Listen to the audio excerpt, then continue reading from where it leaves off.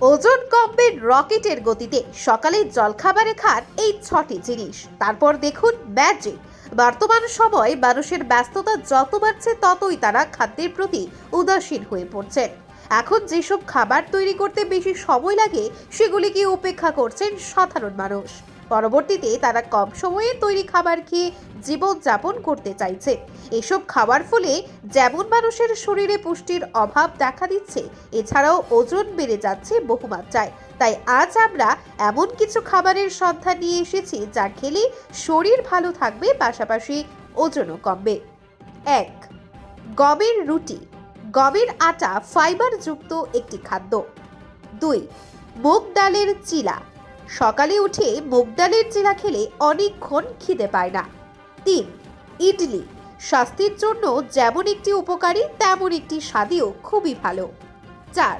ওটসের খিচুড়ি। ওজন কমানোর যাত্রায় সবথেকে ভালো একটি উপাদান হলো ওটস। 5. চিড়ের পোলাও বা পোহা।